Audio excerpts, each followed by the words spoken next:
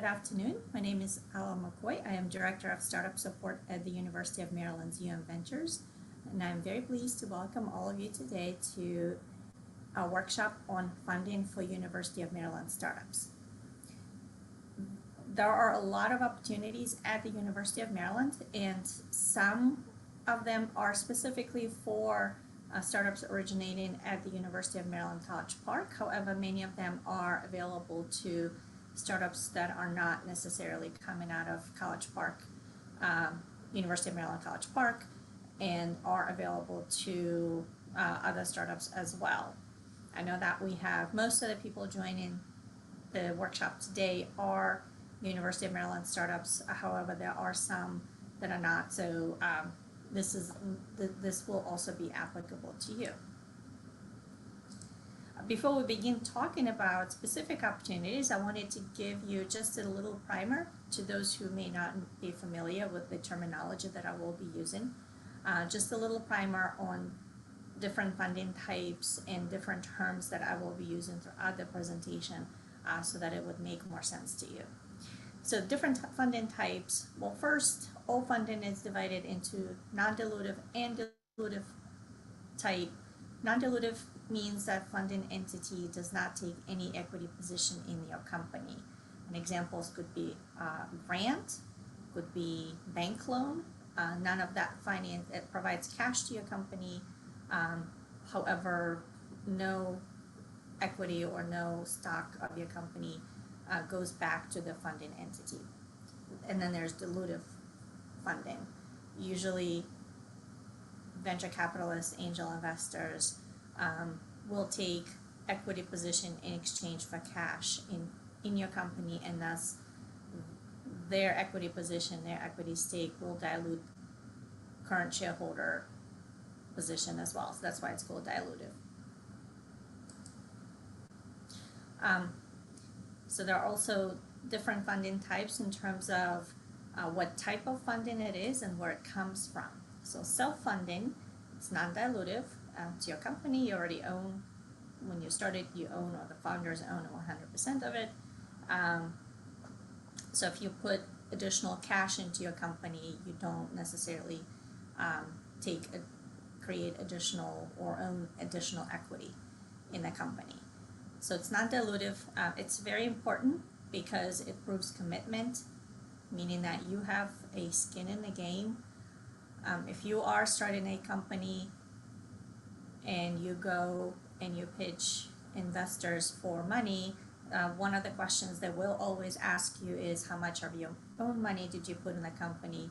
And if you say none, that's, the next question they'll ask, well, if you don't put any of your money in your company, what would I put mine?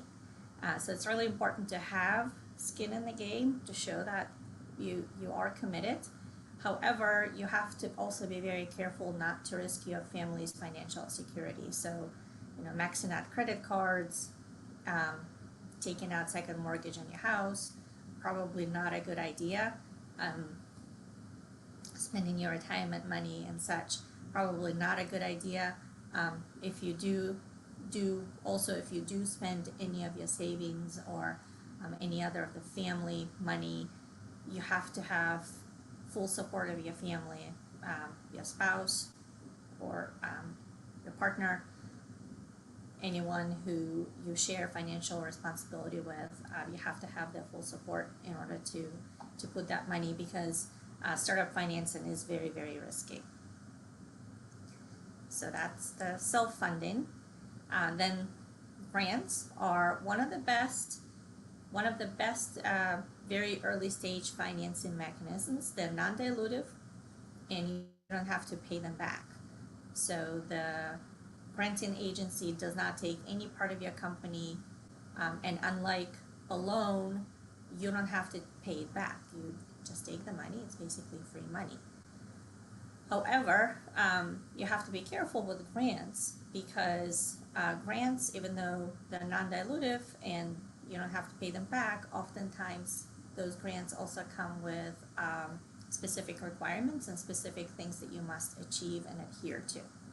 So whenever you're applying for a grant and you are taking in grant money, you have to make sure that whatever those requirements are, that they are fully aligned with what your company's commercialization plan is. Because otherwise you'll end up taking in grants and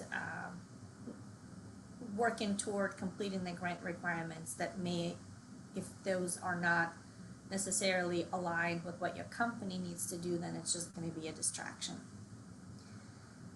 And again, like I said, one of the best early stage financing mechanism, some of the examples are SBIRs, STTRs, Maryland Innovation Initiative, and ICOR. All of these will talk in this presentation. Then there's debt financing. So grant is non-dilutive, that does not have to be repaid. Debt financing loans are also an example of non-dilutive funding. So a bank will not take equity stake in your company. However, you have to pay it back. So it's really difficult for early stage startup with no sales to obtain bank loan.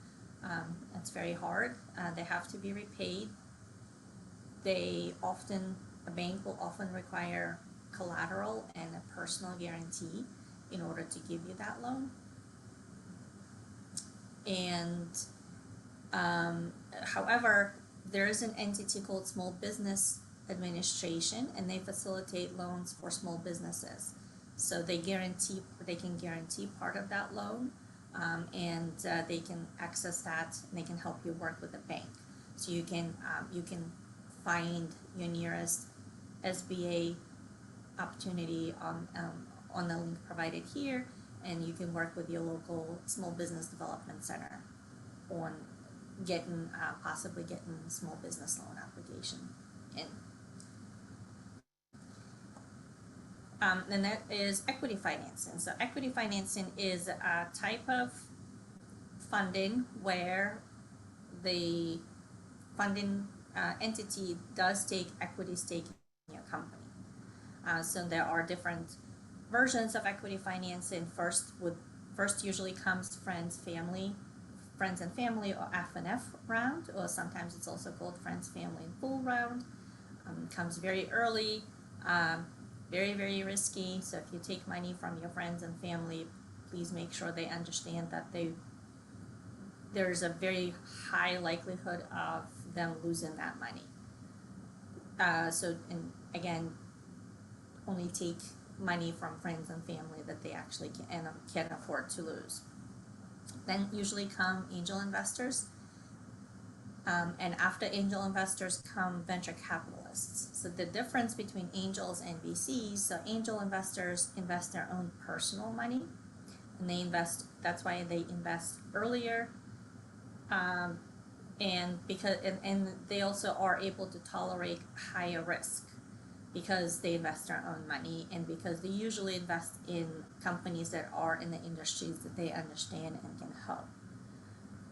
You have to be aware of inexperienced angel investors, somebody who's going to give you a little bit of money, but then, will be expecting unreasonable things. So be sure that this is somebody who has done angel investing before or has been educated on the risks and what it means to be an angel investor. And then come VCs. So angel investors will take equity stake in your company, and then next round usually it's venture capitalists. That's where you go for institutional round, or Series A, you go to venture capitalists. So they invest somebody else's money. They invest in larger chunks and at a later stage, because it is someone else's money. They have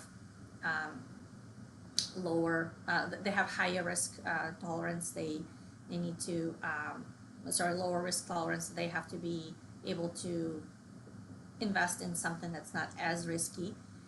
And they usually also take equity, and they usually also take a seat on the board of your company. Very important to remember that experienced investors and good investors bring not just cash to your company, but also expertise, network. They can introduce you to potential customers, to potential partners and such. And it also shows a stamp of approval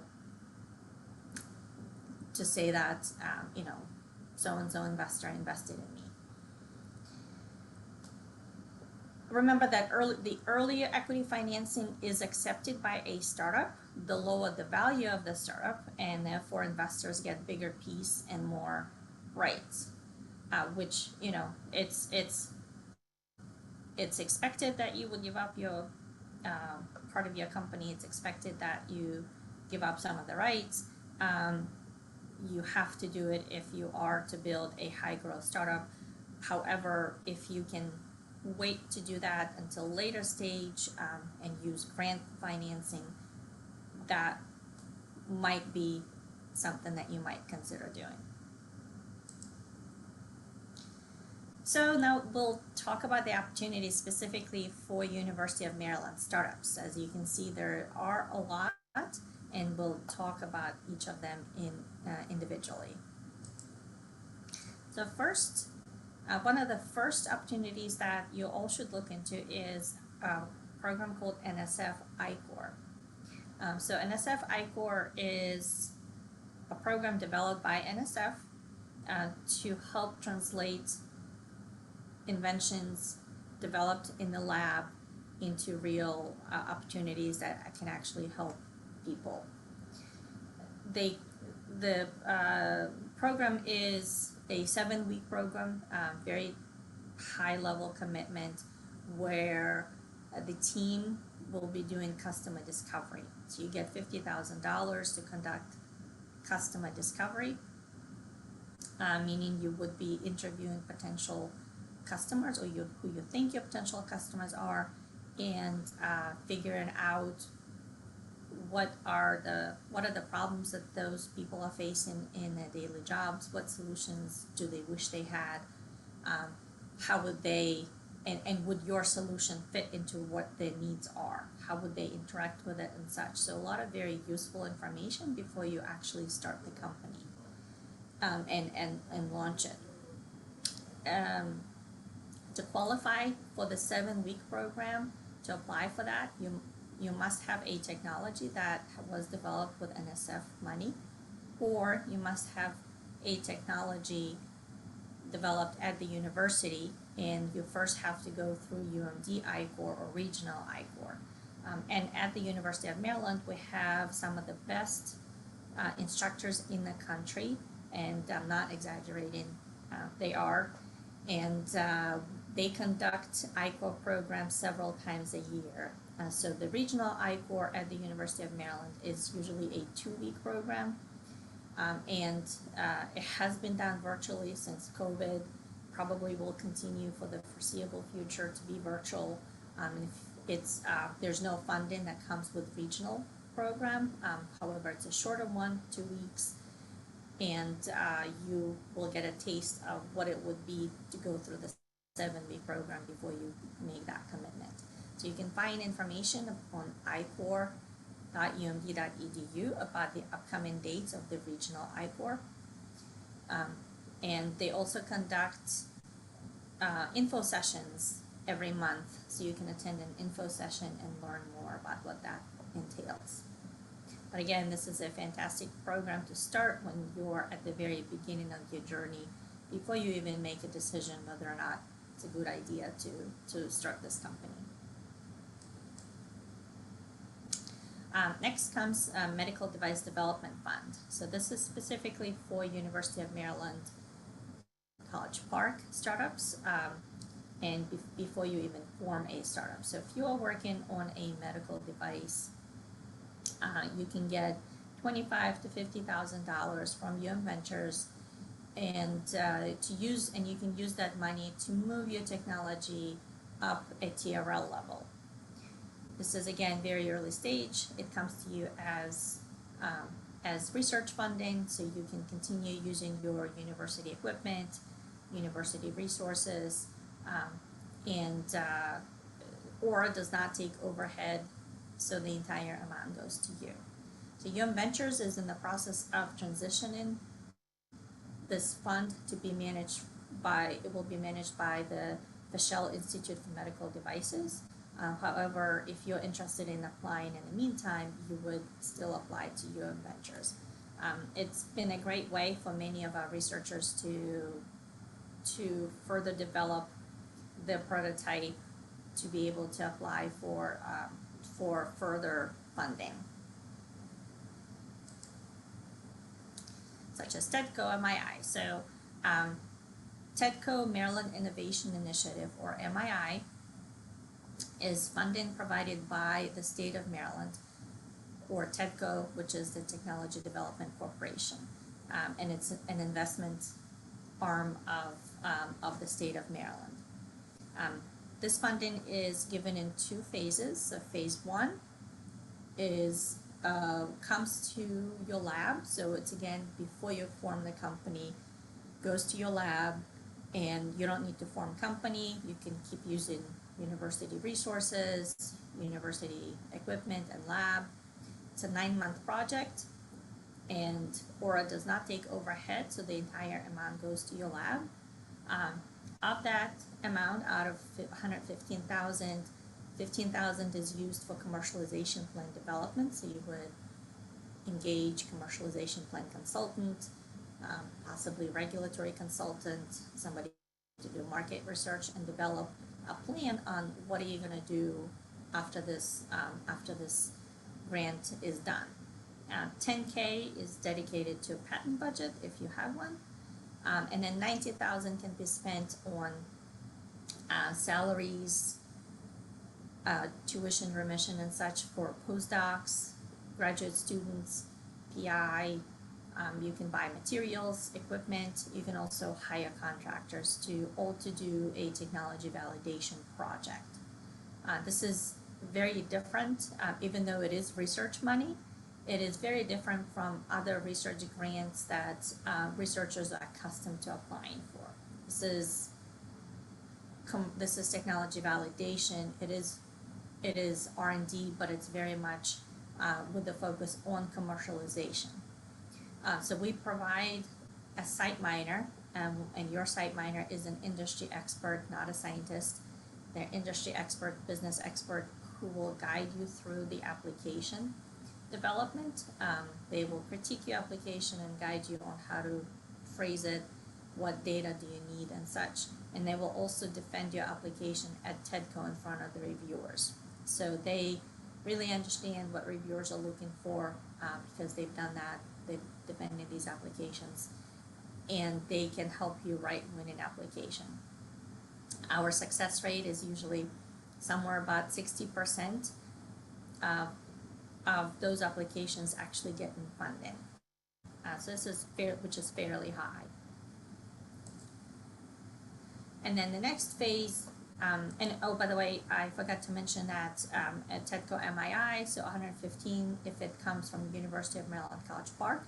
You have a joint PI at one of the universities that participate in the program, such as Johns Hopkins University, University of Maryland, Baltimore, Morgan State, and UMBC. So all of those universities participate in the MII program. If you have a co-PI at one of those institutions, then the amount of fund that you can apply for goes up by $50,000. So you would be applying for $165,000 altogether for a joint project. Now, once your 9-month MII technology validation project is done, then you would form a company. The company would license the technology from the university, and the company can apply for $150,000 funding, which is the MII company formation phase. It's important to know if phase one is a grant, non-dilutive, this is a dilutive funding, so it's a convertible debt note at 8% interest, and we can discuss what that means if you don't know, but you can basically look up what does convertible debt note mean. It takes up equity in your company. However, it comes in very early, which is really hard to find early stage financing, and you don't sign any personal guarantees or collateral, which basically means if the company does not work out, then it does not work out. You don't owe personally that money back to TEDCO. And again, you would work with a site miner who will guide you with the application development. And company has to be formed and technology has to be licensed, but no longer than a year. So you have a year after you license technology into the company to apply for this funding. And again, just also to mention, because I know we have people from other institutions, so MII is not just University of Maryland College Park.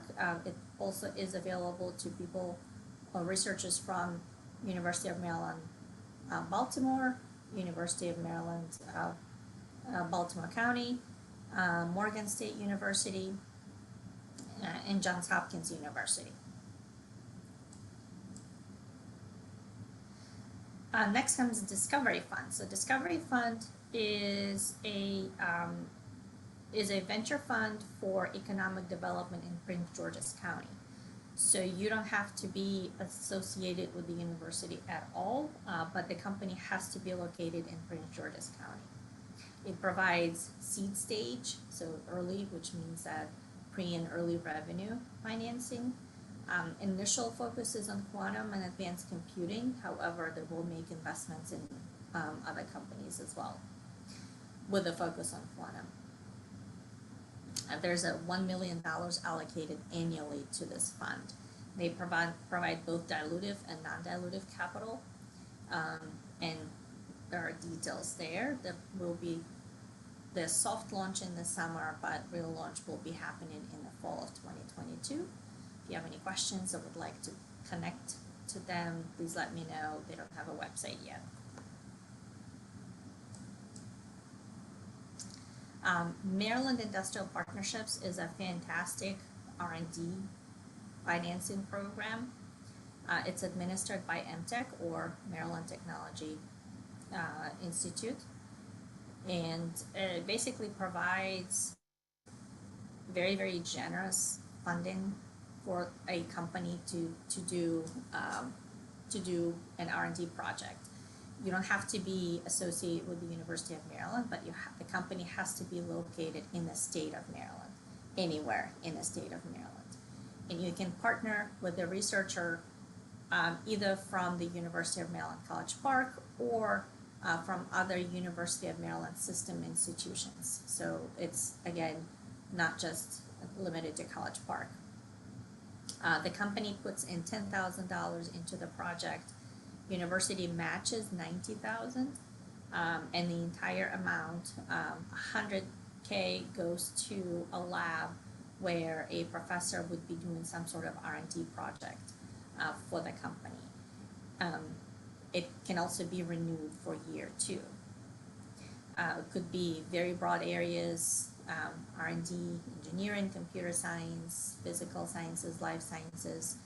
You could be doing further development of a new prototype, testing, getting additional data and such, so many applications. And again, very cost-effective R&D program, because a lot of times university researcher, is done as a research project. So in addition to cash, you also get access to equipment that university already has and doesn't have to purchase. If you're interested, there's contact information and a website where you can learn more. They accept applications quarterly.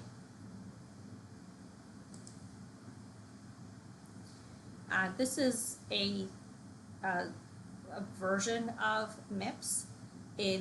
So this is specifically for projects in AI and autonomy for multi-agent system program. This is a program where a partnership is formed between a private company or startup, university faculty, and an ARL researcher to advance technology in robotic systems, smart devices that work intelligently in cooperation with each other and human actors across multiple domains. So if you have technology in that area specifically, there's a slightly separate application process. If you have a technology, if you're a company working on on some sort of technology that would clean up, that they can show that it can clean up the Chesapeake Bay, then there's Chesapeake Bay Seed Capital Fund. It is for early stage company. They award up to $500,000 in financing. It's a dilutive, so they take equity in return. They co-invest with other funds. So a company has to have a product prototype, demonstrated product market fit, and a thoughtful commercialization plan. And again, this has to be something that shows that and demonstrate that you can somehow clean up Chesapeake Bay.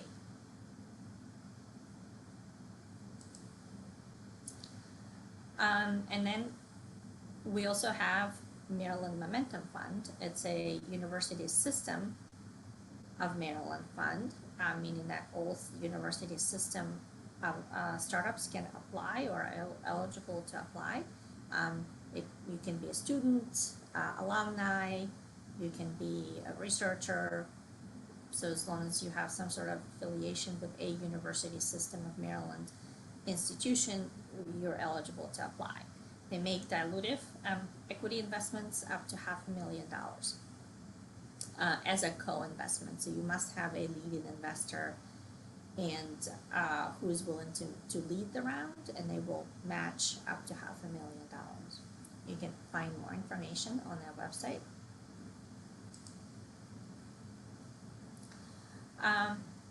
As I mentioned before, Small Business Innovation Research, or SBIR, and SCTRs are a fantastic way to finance your research and development.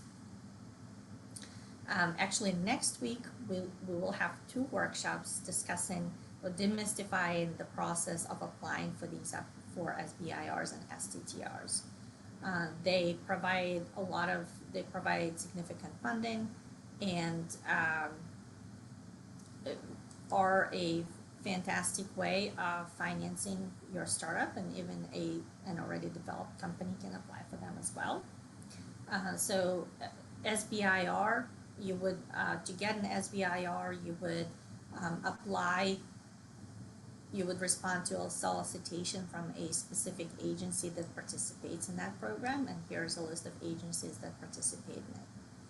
And again, if you're interested in this, we will have 2 workshops next week dedicated to specifically demystifying this process, because I know it can be, it is kind of clunky and difficult and can be very daunting.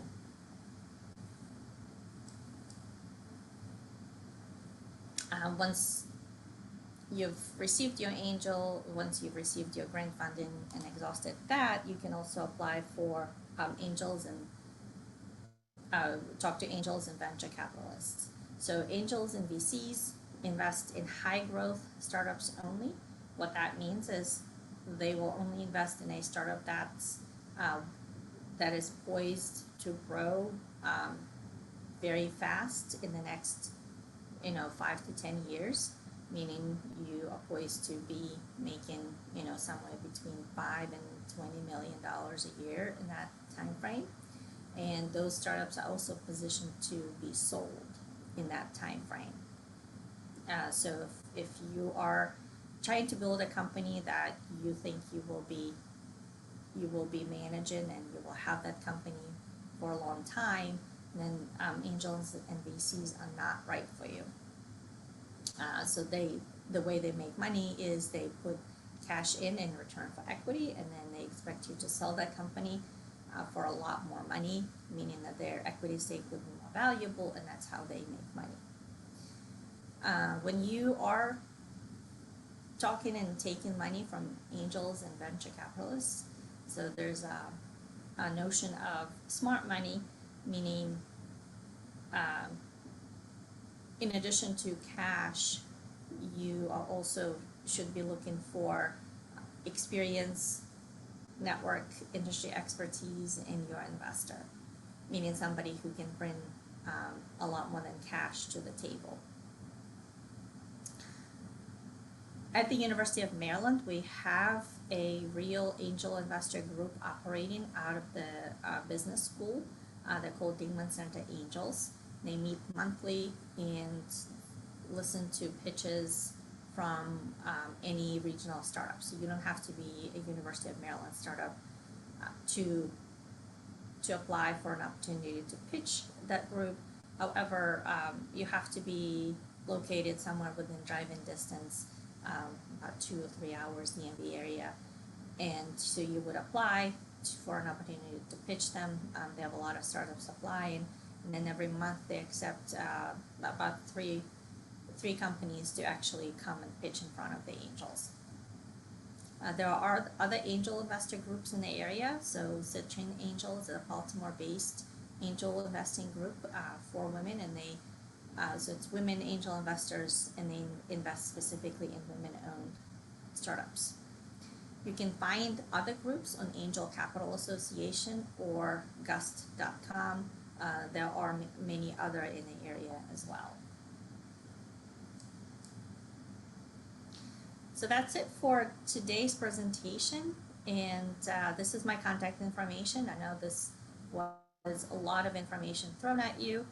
I will circulate the slides, so you will get information as far as contact information, phone numbers, emails, links, and are concerned. So I will send the slides to everyone who registered, and I will also send a link to the video once it's posted and processed on our Startup UMD YouTube channel.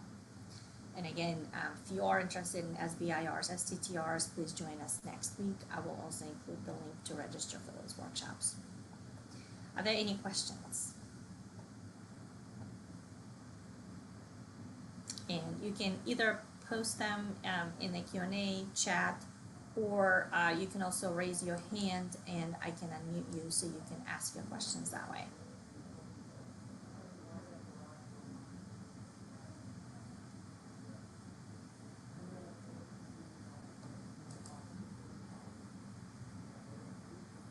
So here's a question: is there a full list of these on our website? So we have a website called a Startup Guide, and Startup Guide has a lot of this information, but we don't have a list of all of the specifically funding opportunities. But I'll send you the presentation.